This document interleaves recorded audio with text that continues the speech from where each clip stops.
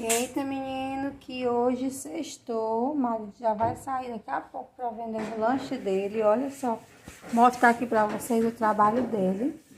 Aí ele vende salgado na cargueira.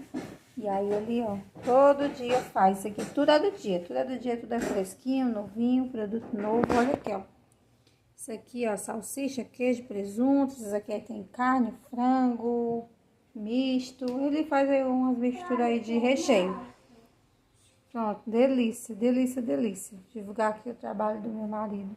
Tá bom?